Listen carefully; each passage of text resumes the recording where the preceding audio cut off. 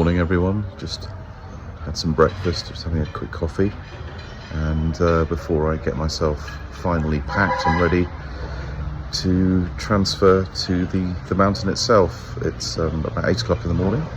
I was to say, hope everyone's well, and we'll speak again in hopefully 8 days time. Cheers, bye bye, love you all.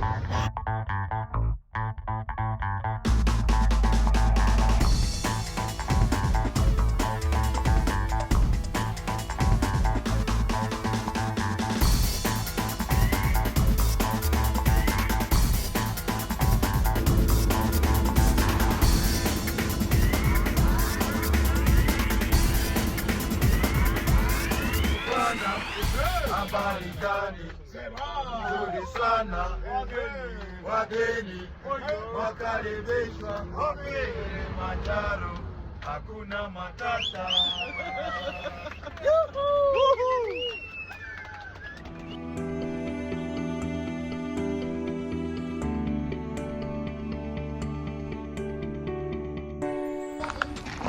So this is the head of the trail, and I attempt to win the world record for the slowest descent ever. Starting point.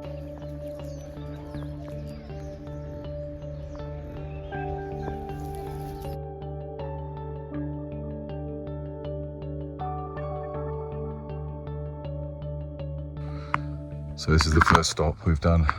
Been going about 3 kilometers. We've gained about 300 meters in elevation. Going's good. It's the slowest I've ever walked, and it's absolutely beautiful. So there's so much to see. We've seen monkeys, all sorts of birds. It really is beautiful.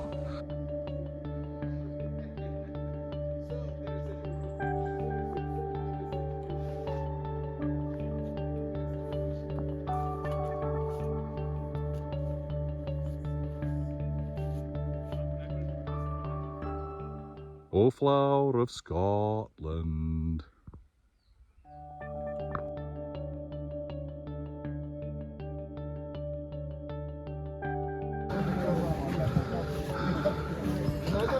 There we're here. There we go. First camp. Nkuba camp. 2650. The first day is in the bucket now. Great Fabiola. Great, thank you. Hey boy. Thank you. Nice. There we go. That's cool. It's good.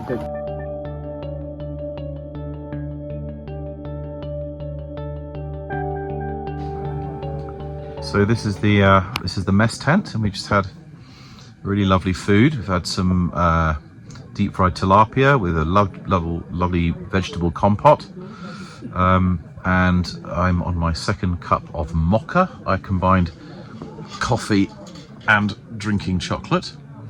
That's just going to give me some energy and a little bit of warmth. It's actually very warm here tonight, so sleeping bags all prepped in the tent. I'll do a little thing later on when I get into bed, but otherwise, oh, I've got my camera on here.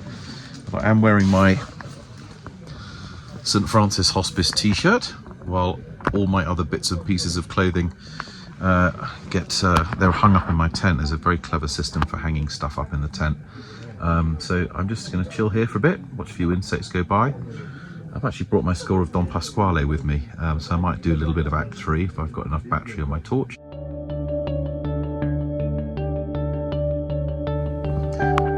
Well, this is my first experience of sleeping at 8,000 feet.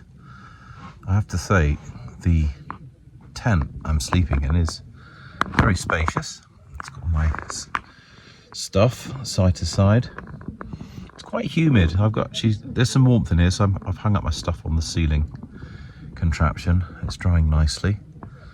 The supper went down very well. We've brought our own flush toilet, which is awesome, because they do have struggle with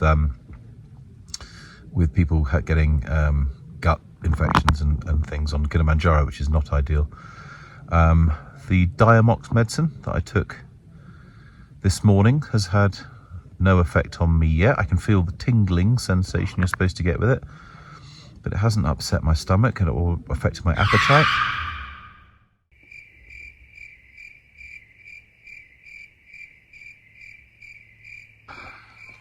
house of some creatures. So we've been walking about an hour and a half. Alcina was just pointing out a rather awesome ant's nest. And also, you see this plant? This one is known as African wormwood. During the pandemic, COVID, Yeah. we were taking this one, Ah. boiling it.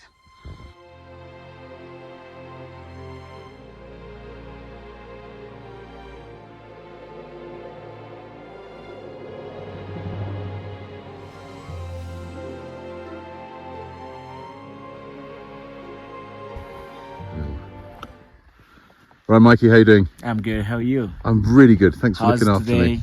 It's been amazing. It's a Enjoy. beautiful, beautiful walk. Enjoying the elephant span. Yeah, we're gonna. Hang on, I've got to get out of the way of the porters. This is going to be interesting. Oh, there we go. Let's let this team go through.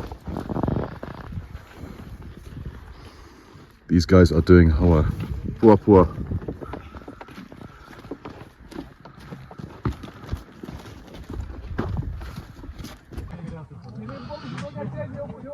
Pardon me, that started well. I thought it was appropriate that I start this day 2 lunch session from the toilet area. It's actually pretty warm, it's certainly over 20 degrees. It was pretty heavy going on the path, especially as I didn't sleep very well last night. Whether that was the Diamox or not, I needed the loo twice in the night, so it sort of affects the body quite vigorously like that.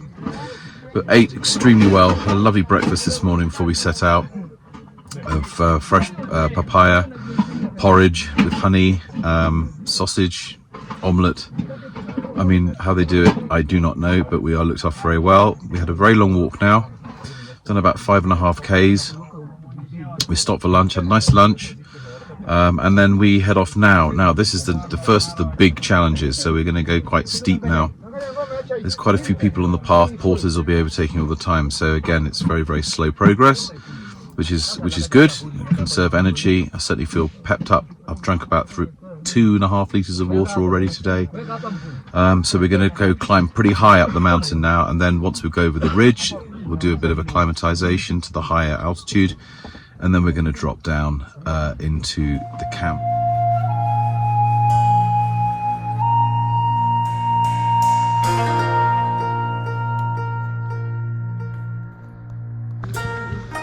Seven hours of walking today, very steep ascent. Thank you, Mikey. Tent. Great day. Fantastic. Oh, there we go. We're over there. But let's go and have a quick look. This is Shira Camp 1. Of course, that's the mountain. A bit wobbly on my feet. Absolutely incredible. We're going to head over here. There's only one point of today where I thought, oh, this is too much. But it was fine. It passed very quickly. Drank plenty of water. Good chat. We did a lot of interesting stuff about learning about the plants that were up here. I even saw a couple of skinks. Ericaceae, euphorbias, all that you'd probably see in garden centres across the UK, but in slightly more hospitable surroundings.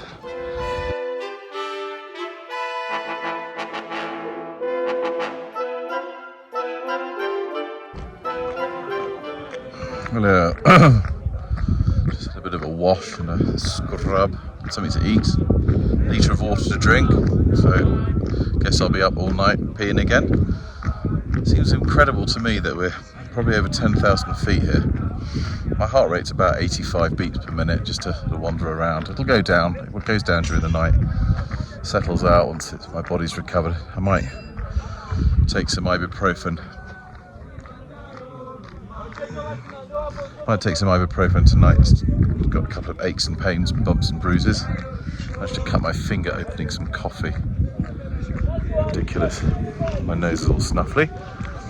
But apart from that, pretty good. Stiff. Lower back hurts a bit, but that's half of the course. After all we've done the last couple of days, it seems amazing that the peak, Uhuru Peak, is still 33 kilometers away.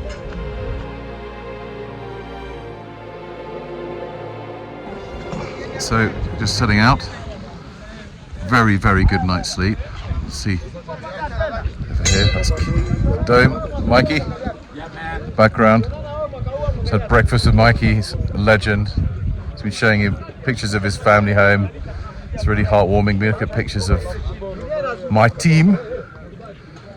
And here we go, this is a Shira camp. That's the dome of Kilimanjaro. We're just basically taking our time now to make out, leave camp, and then head up on our first big acclimatization trip.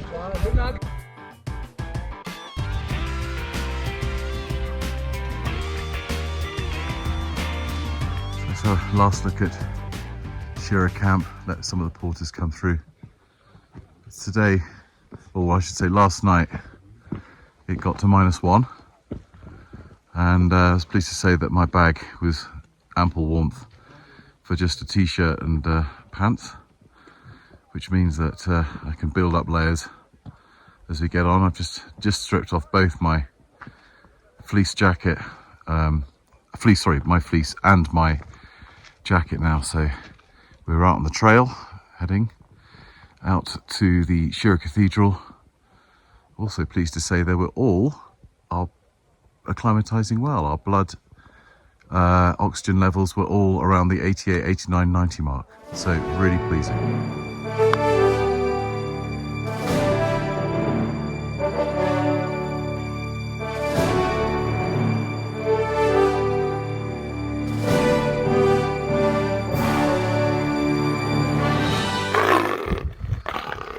So I'll do a little bit of talk and walk and try not to fall over at the same time. Might be thinking, why are they climbing this cathedral peak when the mountain's over there? And it's very simple. It's that we've basically, to get to Shira camp in 2 days, we climbed 2,000 meters. To get to the top of that peak is another 2,000 meters. And even though we all tested very nicely for altitude with good oxygenation good oxygenation, it doesn't mean that necessarily we're going to cope with the next 2,000 meters. So we're going to just take it slow up this peak, head it probably another 30 minutes, take some very, very deep breaths, and then head down for some lunch. But it's another thing to use a whole day up, rather than rushing from one camp to another. To just get out and see the natural history and the geology of this. I've watched quite a few people who are obviously on different time frames, moving much faster, trying to get to camp to do it, get up the mountain in 5 days. But while I've just been talking to Mikey here, there's so much, you know, this Shira Plateau, there's buffalo, there's serval, there's all sorts of nocturnal animals like jackals, and some fantastic bird life up here. We've seen auger buzzards, 2 or 3 varieties of chat, the lesser spotted Mikey, and looking at some of the rocks we can find that have been blown out of the volcano, and their relationship to tanzanite ore, which is scattered throughout the region.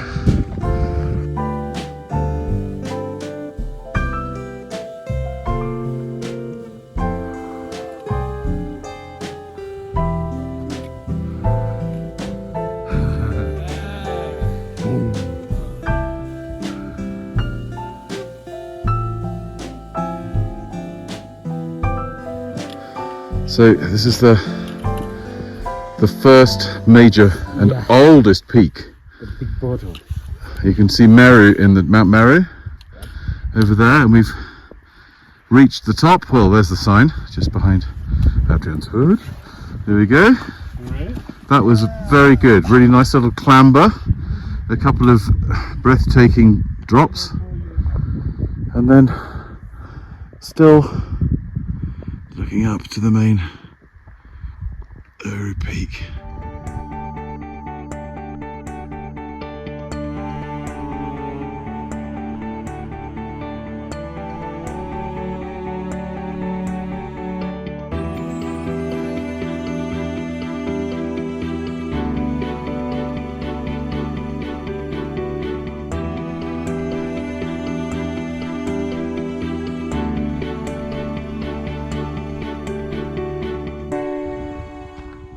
So we're down from the Shira Cathedral and we're now at one of the picnic sites before we go up to our camp for the night, but we're going to get some food here. Our porters have set up some lunch for us, which we're really excited about. It's good, really good walk today. Some real interesting changes in scenery.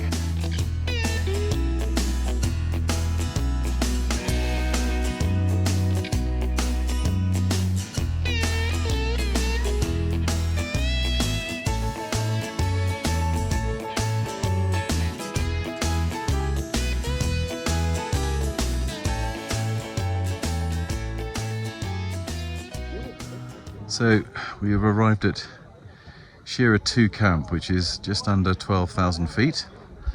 It's got a weather station here, and as you can probably see, the Uhuru Peak and the crater's got a little bit of cloud on top of it now. So I've got a couple of things I need to do.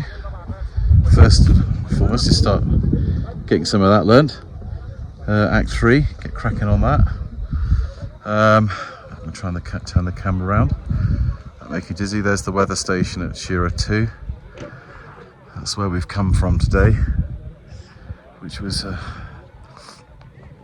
peak. Somewhere, there's the peak. Somewhere out there you can see Mount Meru in the distance. Absolutely incredible. But tonight it's too hot to be in the tent. It was up to about 30 degrees today, so it's heavy going. I've got sunburnt legs, so I need a hot water bottle. Try and get to attend to that, get some stuff on my face just to take the edge off the sun's work. And then I've got popcorn and coffee and tea, and I've got another little job to do. I've got to, bear with, I've got to drink all that in the next 5 minutes because I'm very dehydrated. Anyway, so I hope it's not too cold tonight. They say it can be a bit warmer here than Shira 1, even though it's higher. But it's very well protected by these bushes, so fingers crossed I can keep the amount of things I'm wearing in my bag down. Ta-ta.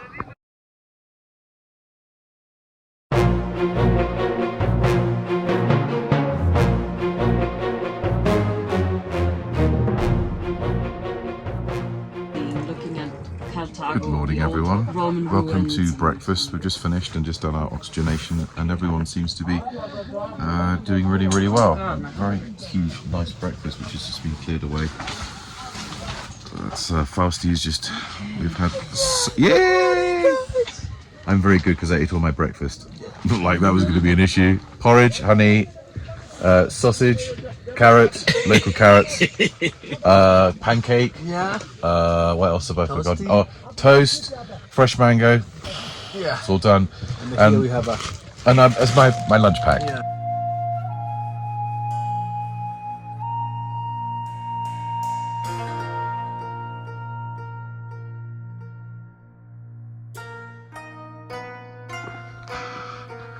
Thought I'd just like post something about speed of walking. So this is how fast we're walking with poles. Step so slowly and yet incredibly effective, keeping your heart rate below, in my case, at this altitude and at this rate and at this incline. It's only about 100 beats per minute. It just allows the body to get used to the thin air, and I have to say, I've never walked this slowly, I've never walked this slowly before, but it really gives you a sense of what's around you, and you're listening. No, it's just a question of there's a bit of nature and there's also a bit of humanity.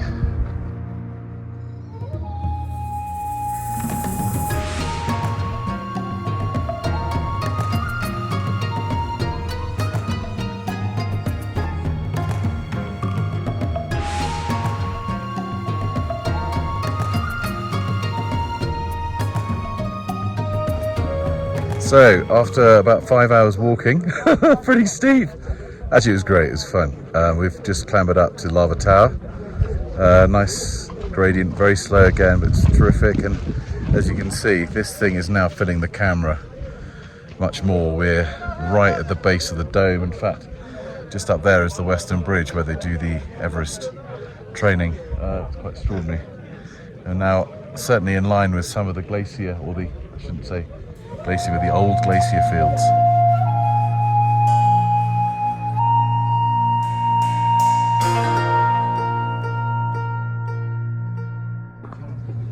Hi, this is the second instalment of Thoughts from the Loo. I mean, I couldn't have picked a better spot really. This is at Lava Tower, just under, oh, I can't remember, 47, 49.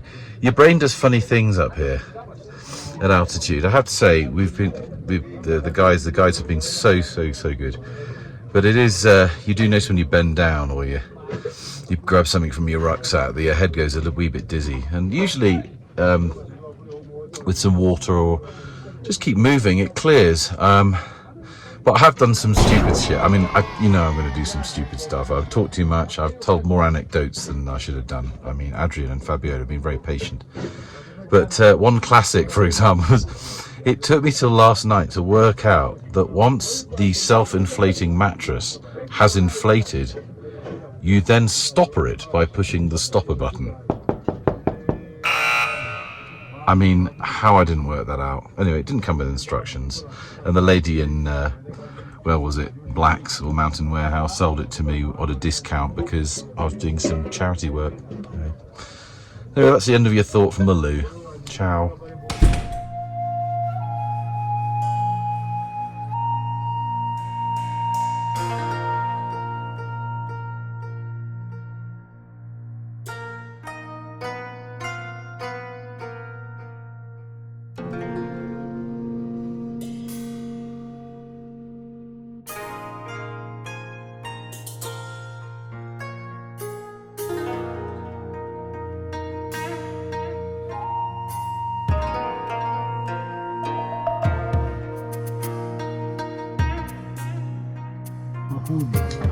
So, end of day 4 at Barranco Camp at 3,900 meters.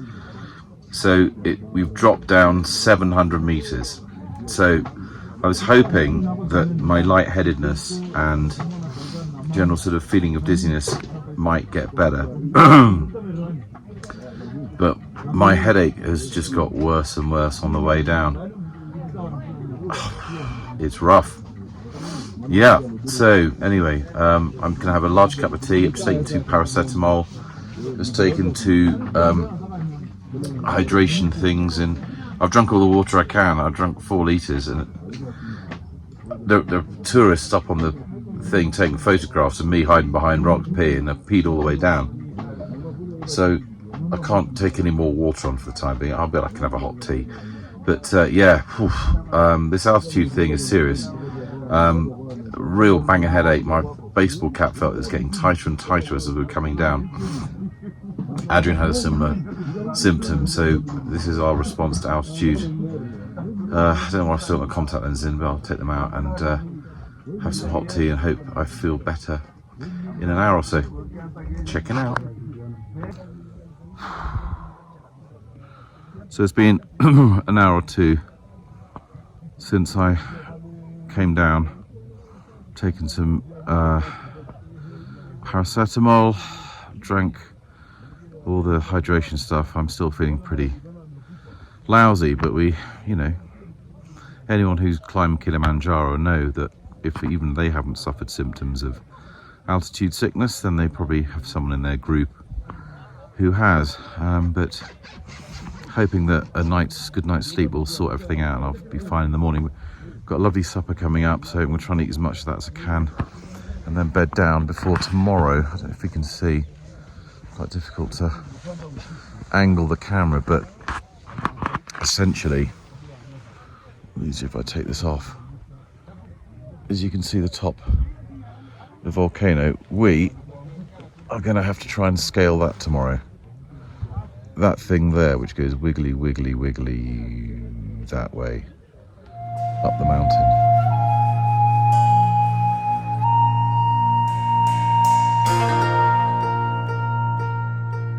Good morning, it's day 5 at Barranca Camp.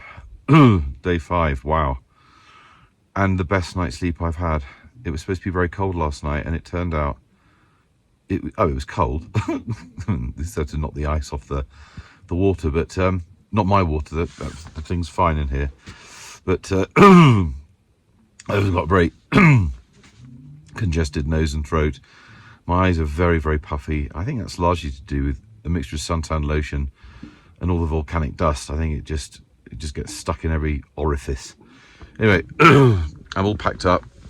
I'm ready to go. Quite organised this morning. Feeling pretty good. I've just taken my half a Diamox, 125 milligrams of Diamox. Packed my rucksack, all ready to go. We're climbing that wall today, so I've got my gloves, which are going to give me a bit of grip. My cut finger, I've covered that, so I've got grip there. Just got to fill my water bottles. But one of the most exciting things about today is I managed to get a gaiter on my boot without swearing. Anyway, on that note, I'll get back to you when I get on that wall. Oh my goodness.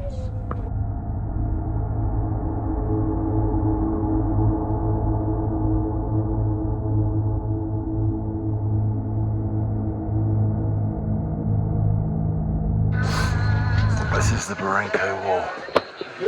Pretty slow going. It's pretty steep. So you can see we're letting the porters come through because it's really not easy for them. They're carrying very heavy loads climbing up here. So slowly but surely we'll get up here. Since my last post, having said I didn't swear when I put my gaiter on, I then snapped the second one, but they fixed it within minutes. Unbelievable. Found some fabric, stitched it all together. So I now have gaiters. Alright, here we go.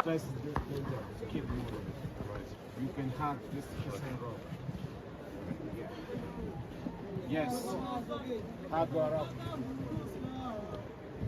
Kickster! I'm not kissing it. Yeah.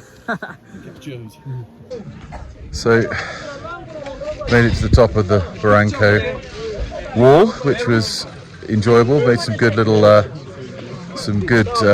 clambering. Hands are nice and swollen. They're calling me to do a photograph on the edge of the fantastic view, which I will probably get a chance to show you in a second. But yeah, anyway, made it up the Barranca wall, and then we need to go a few more Ks to camp. But I'm feeling really strong, feeling really happy, good feeling.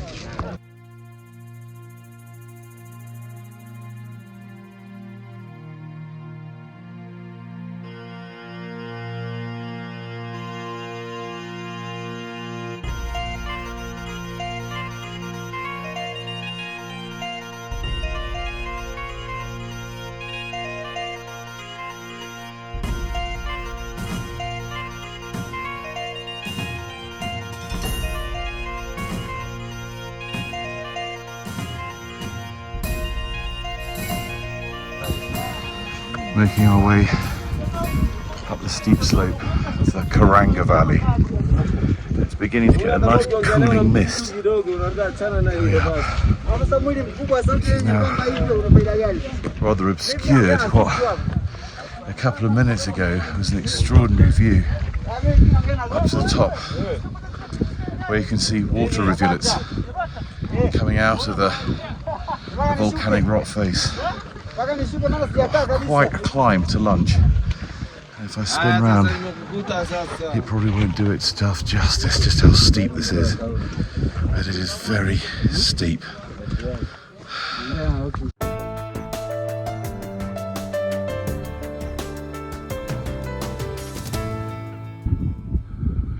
Hi. So that's the end of day 5, and I've just come out with the guys for just a very slow walk to try and get to about, I don't know, 12,500 feet, and just get a little bit of acclimatization before tomorrow, which will be a big day for us because we're going along. It'll be a long day. So obviously you can see the dome up here, and we're just taking it slowly. You'll see behind me the clouds are rolling in quite high tonight, but which is nice because the camp, Karanga camp, which means peanut camp, which is below, if you can pick out the tents there, is nice and cool. So hopefully have as good a night's sleep as I did last night, because tomorrow will be a huge day. Over and out.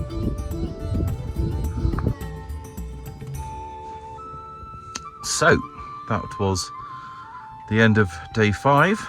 Came down from our acclimatization trip, had lovely supper, which was sweet potato and sweet corn soup, followed by brown rice and chickpea. Brown rice vegetables with the chickpea sauce, very nice. And then we had some pineapple for dessert, followed by, in my case, chamomile tea with a dollop of honey in it. So I've now got back to my tent. I'm going to sneeze.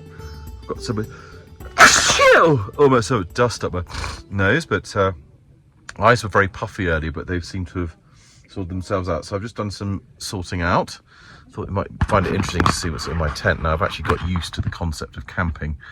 That's a light which is lighting the ceiling to give us some dramatic lighting effects. As you can probably see, I've got a light over there to give me some light, and I've given I've put one in my rucksack down here, which is so I'm very good at lighting, not a career choice.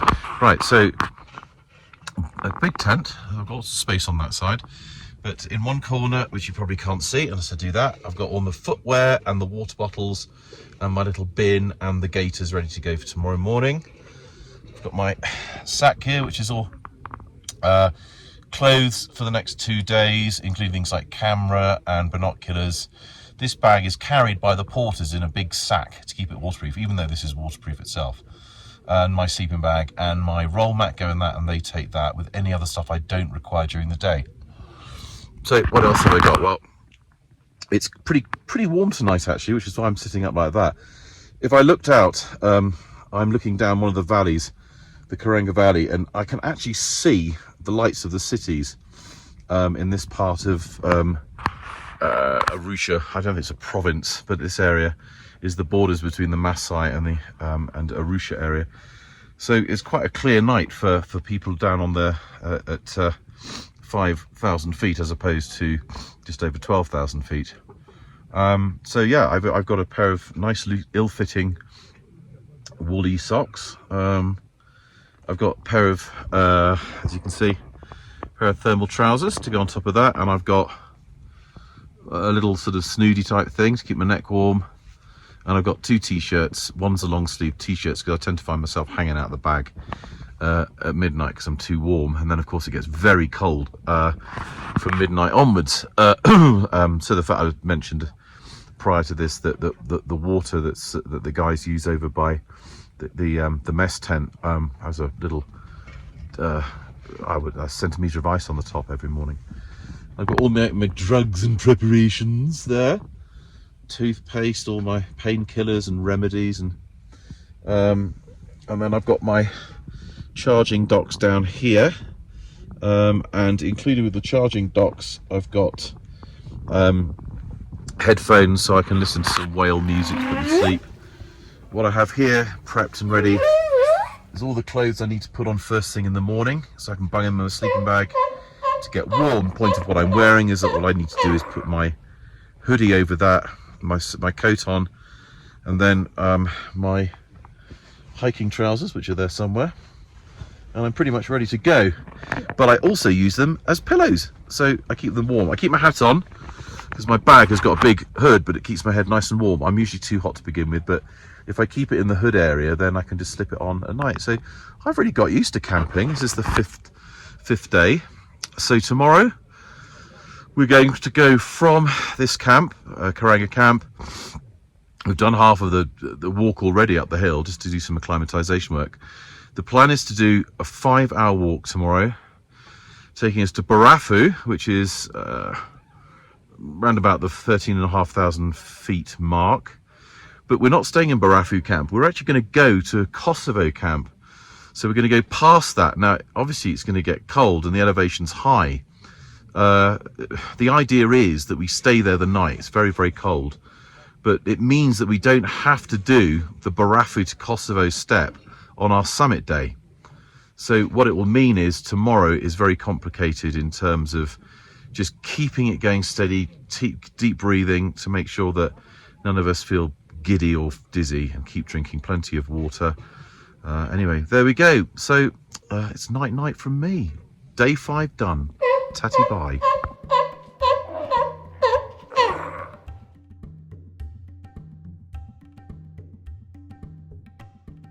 Oh, so into day 6. We've been going an hour and 20 minutes, and basically we've got to where we came to on our little acclimatization trek before supper last night. As you can see, we were making great inroads today. Unfortunately, the next stage is down and up to Barafu camp, which will take us probably another 2 hours.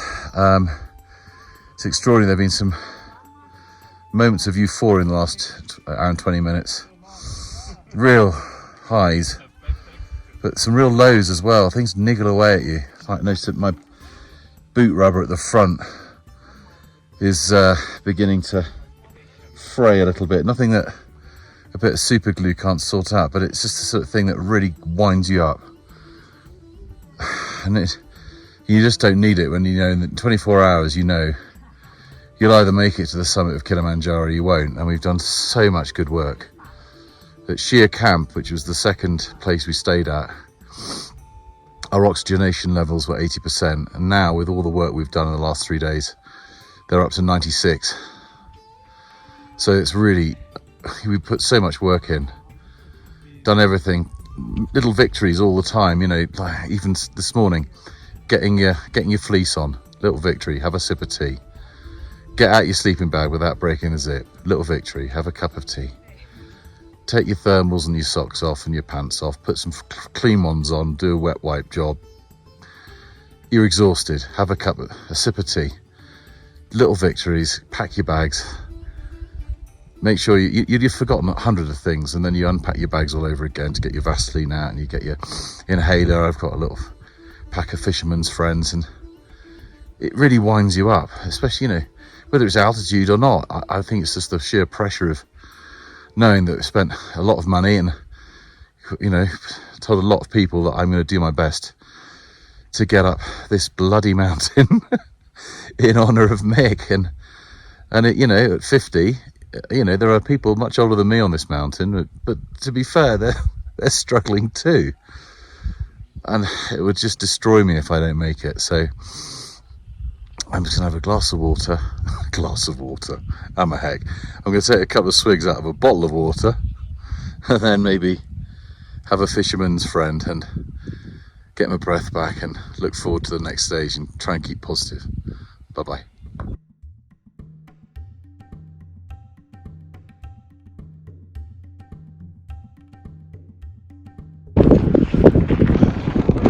So you can see where we've come from.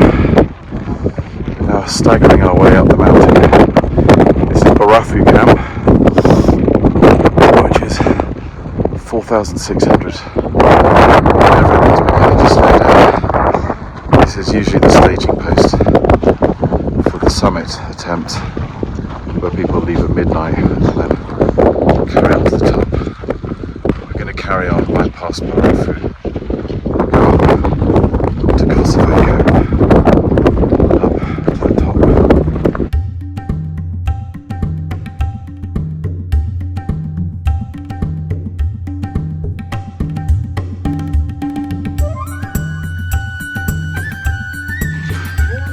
Still got about 200 meters to go before we hit camp.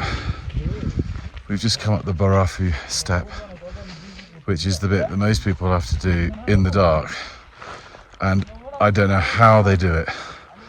It is very, very tiring.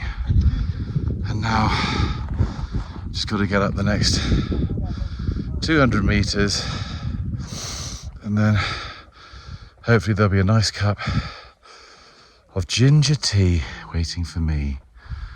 Ah, these are not the droids you're looking for.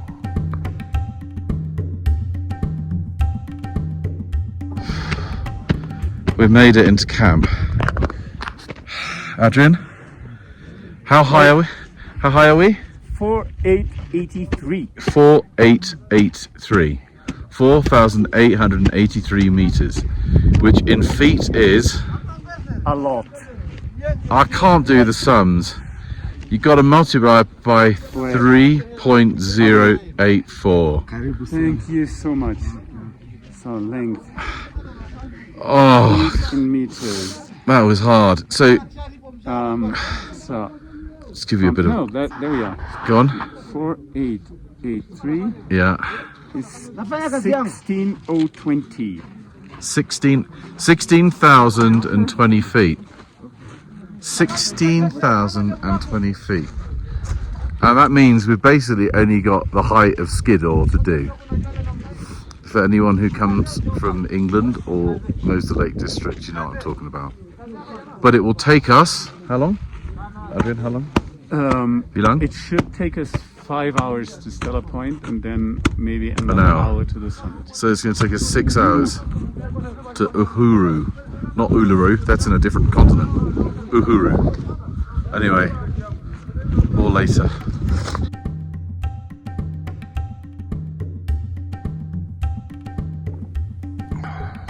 So we have some lunch here at Kosovo, and then we all try to get some sleep. Someone gave me the very good advice of bringing some blinkers, so I have, but it's every time the sun comes out it becomes like a roasting oven in here. So I've wasted about an hour fiddling around trying to get the tent flat so it will allow some ventilation, because I've got the most appalling headache now. So absolutely banging headache.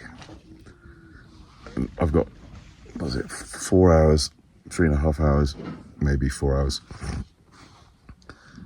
before they serve supper, and then it's a question of them going to bed with all our gear on for the summit. But I have got such a banging headache, it's unbelievable. Please sleep.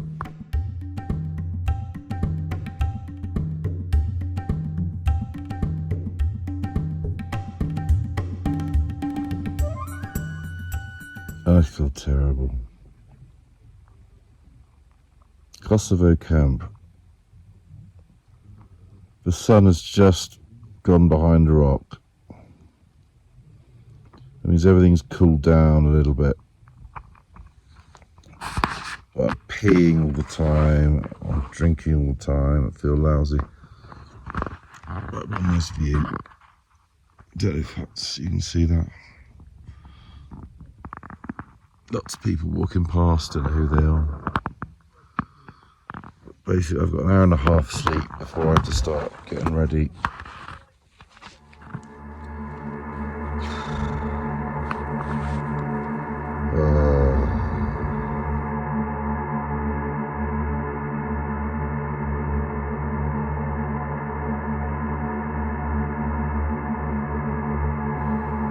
So this is it.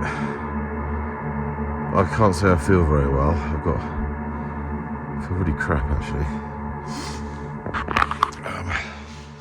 But I've eaten and I've been to the loo, and I'm going to get up in about, well, what is it now? It's 7:30 now. I'm getting up in 4 hours. That's the plan.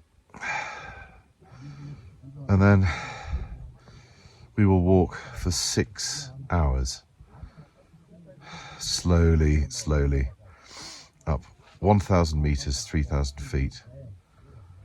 And I just hope I feel better now, because this is going to be awful if I don't. But, you know, I'm not doing it for fun and games. I'm not doing this because it's always been something I've wanted to do. It hasn't. I wanted to do something that really pushes me to the limit. And this is I don't know. I'm not doing it again, that's for sure. So yeah, I mean, it's make or break. I just hope I feel better. I'm going to take some Rennies. My fingers are tingling. I don't know what that is. Good or bad, I haven't a clue. But I've got all my kit on, ready to go. I should be warm enough. It's pretty freezing outside already. I mean, we're high, 16,000 feet. So not that. It's 50. I don't know. I'm so confused. I think we're about just over 15,000 feet here. So obviously breathing's not easy. My oxygenation is down to 75%, which is not good. But Mikey, the guide, the irony of which, him being Mikey, is not lost on me, says he's really confident. So I'm just going to take it easy, take some Rennies to settle my stomach, and I don't know. Who knows what's going to happen? Oh God. Bye-bye.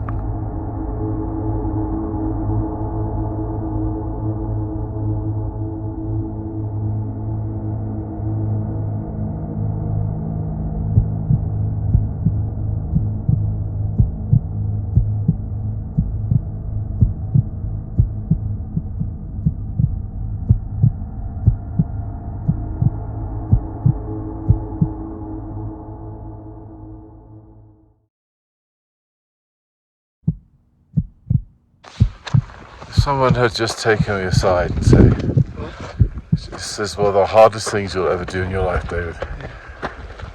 And trying to make the peak for dawn, climbing from Stella Peak. I could not have done it without a sentinel pushing me, forcing, singing, carrying. It's the hardest thing I've ever done. I am absolutely finished.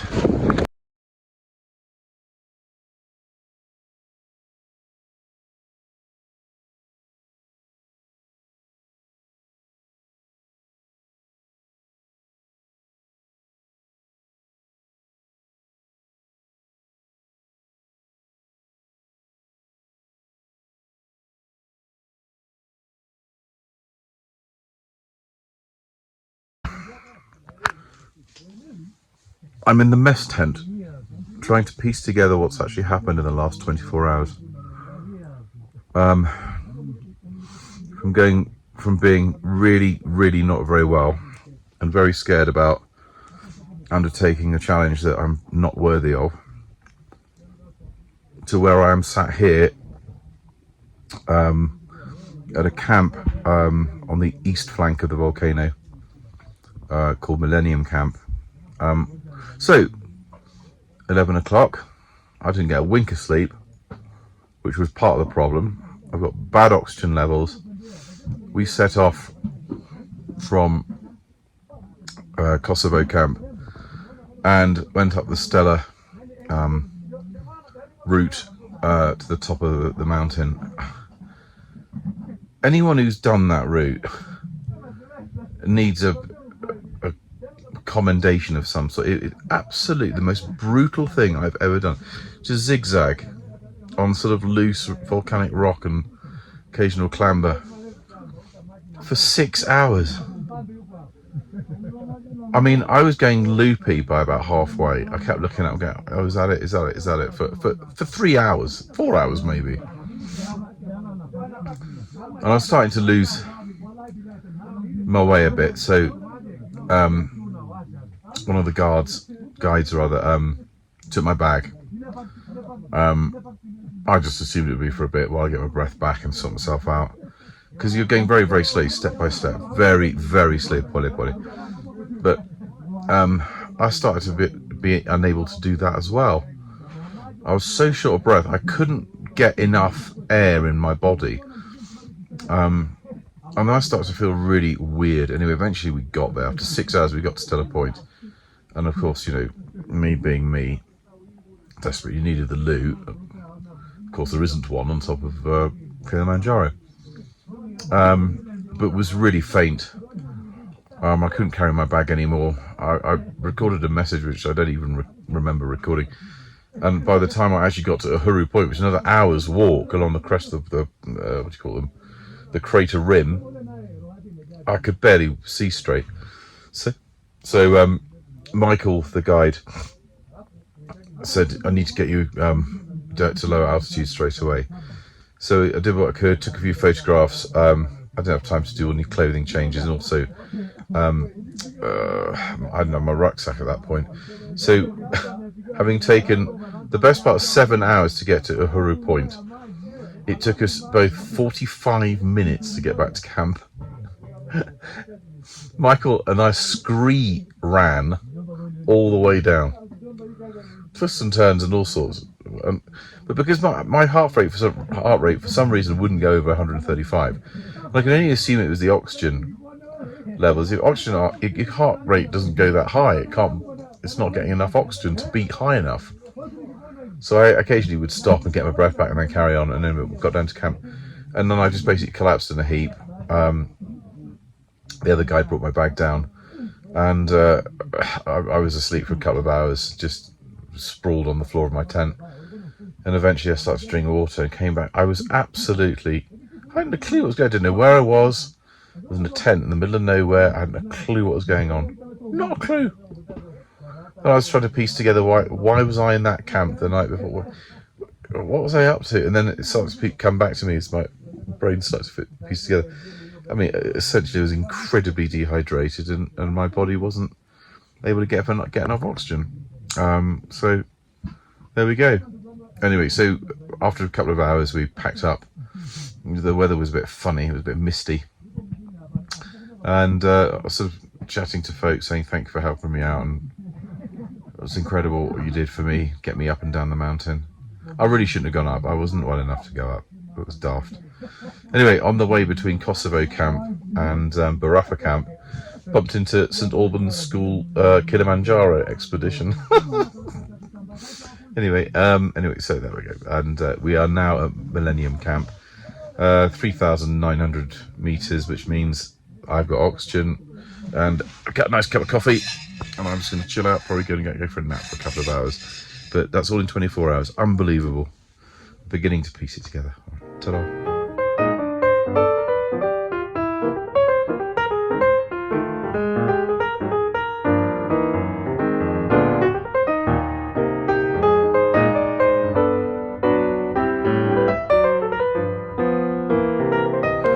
So we've just left our last camp, Millennium Camp, and we're now heading back through the heather and moorland into the forest regions. Still got another 5.5 hours to go before we hit the main gate. But the interesting thing this morning was it was very cold overnight, and it had snowed on Kilimanjaro. So I don't know how the kids would have got on from the St Albans posse, but they'll probably still be up there. But I imagine it being very, very, very cold up there. Anyway, so we're hacking away along this fantastic trail, as you can see. And yeah, take it easy on my knees this morning. Ta-da.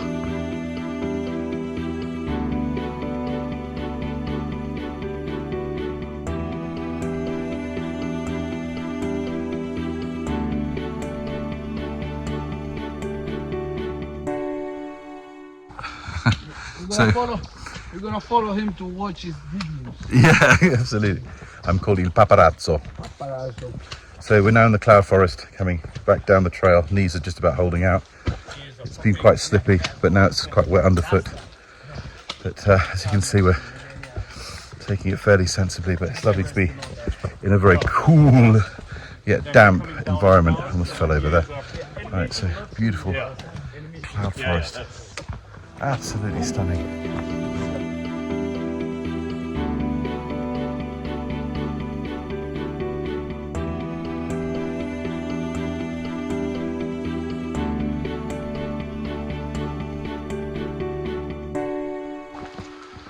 So this is the jungle. It's raining quite hard actually.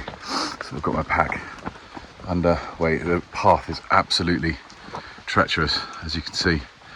And sad to say that we've already seen one porter go down and break his leg, and there's another one went down very heavily a minute ago. But yeah, it's really treacherous. Unfortunately, it goes with the difficulty of the job that these guys have to do. But they are now unionised. It does mean that they get support if they break a leg or anything happens to them, but they go at such a pace, it's frightening. Anyway, onwards and downwards.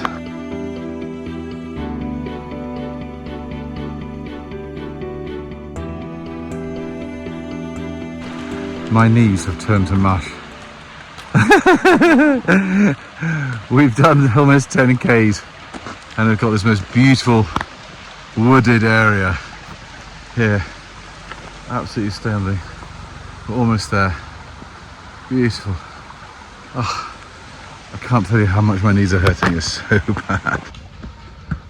So what started as one of the craziest ideas in 2014 from Adrian to me, we should go and climb Kilimanjaro one day. And I just didn't want to. There's absolutely nothing about it interested me. Anyway, after 8 days of soul searching, it's been incredible how hard this has been. But we are now. We've done it. We've completed it. There it is. We've signed in to say that we've completed our journey. Just one thing I was going to say. I took a little trinket of the kids and with me, but one thing I wonder if anyone spotted what trinket I had of Mick's, and of course the answer is that. I'd like to say he gave it to me 20 years ago, but actually I think I stole it. Anyway, we've got to go and get on a bus, and then we're going to drive, we're going to have lunch somewhere. So bye from the slopes of Kilimanjaro.